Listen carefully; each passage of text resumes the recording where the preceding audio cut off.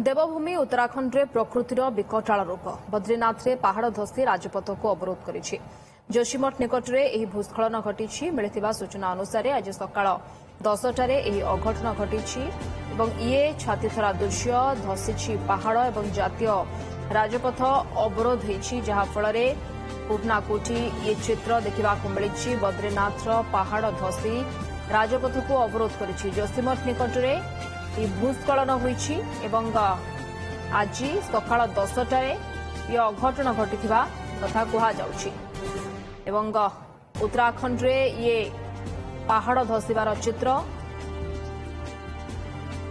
डॉ जयकृष्ण पाणिग्राही परिवेशविद आम सहित जोड़ी होइछन्ति अधिक आलोचना पाई। श्रीयुक्त पाणिग्राही ये दृश्य प्रति वर्ष आम देखू एवं विशेष भाव में वर्तमान समय ये दृश्य टी बेसी देखा मिलूची भूस्खलन घटवा माटी अतड़ा धसवा एवं प्रलयंकारी बन्यार चित्र आम अनेक समय विशेष करके पहाड़िया अंचल मानक देखा पाउछु। हाँ, विगत किछि वर्ष धरी आम देखी आसुचे उत्तराखंड विभिन्न अंचल एभली प्राकृतिक विपर्यय दृश्यमान होउची। विशेष भाव में जोशीमठ अंचल आम देखी गत वर्ष जे किभली भाव आस्ते आस्ते दबी दबी जाउची। ता सहित अन्यान्य अंचल बहु स्थान ये जो पहाड़ वर्षा समय प्रबल वर्षा जो होउची परवर्ती समय पहाड़ धसी जाउची भूस्खलन होउची। एबे जो निर्दिष्ट विषय आलोचना करुचे बद्रीनाथ जातीय राजपथ किसी अंश एभली घटना घटी जहाँकि जोशीमठ ठारू अल्प दूर अवस्थित अच्छी चामोली जिले में। यह कही हम जे हिमालय अंचल बहुत सेंसिटिव अंचल जार परिसंस्था विभिन्न प्रकार मानवीय हस्तक्षेप अधिकरू अधिक होउछि जोथिपाई कि पहाड़ काटिकी रास्ता निर्माण करा जाउछि। अनेक जगह हाइड्रो इलेक्ट्रिसिटी जल विद्युत उत्पादन वाटर रिजर्व सृष्टि करा जाउछि।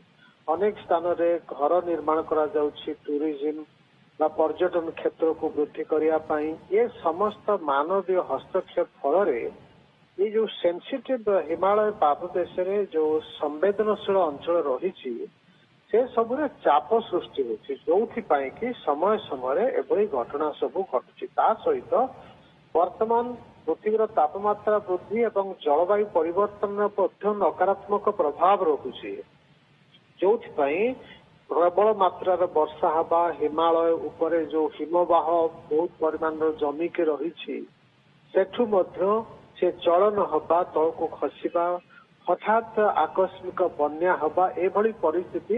पाणिग्राही ये जो दृश्य ये उत्तराखंड बद्रीनाथ कथा आम कहबा कि आम विगत दिन मानक शिमला मनाली रे मध्य देखिचे किभली भाव में प्रकृतिर तांडव सेठी रचिथिला एवं अनेक सेठाकू पर्यटक मध्य फसी रहिथिले। जहां आपण कहले कि कंस्ट्रक्शन कथा कहबा जलवायु परिवर्तन कथा कहबा याकू छाड़ी दिले कोन मनुष्यकृत भाव में आकू आम एबे रोकी परिबा कि? देखंतु गोटे पहाड़र पाददेश जेतेबेले आपण ताकू काटिकरी रास्ता निर्माण कले ताठू जेते ऊपर जो पदार्थ रहिला तार जो चाप सृष्टि है तार बेस ताको आमे दुर्बल करदेले वीक हो गला। तो जेतेबेले ऊपर प्रबल मात्रा वर्षा होउची एवं पानी से भितर प्रवेश करूची गोटे चाप सृष्टि होउची जोथिपाई दुर्बल अंचल जोटा रहुची से तळको खसी आसुची जहाँ को आमे लैंडस्लाइड कहूचे बा भूस्खलन कहूचे।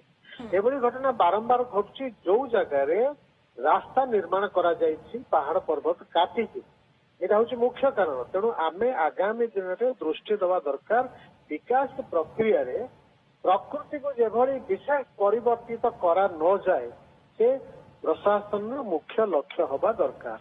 एभली जगार आमे प्रकृति को परिवर्तन करदेवा जार परिणाम परवर्ती समय बहुत नकारात्मक प्रभाव विस्तार हम ताकू दृष्टि दिया दरकार। तेणु जो विकास कार्यक्रम होउछि हिमालय पाददेश विशेष किसी प्राकृतिक परिस्थिति बा परिसंस्था परिवर्तन न हो एटा ही स्थानीय प्रशासन लक्ष्य हवा दरकार।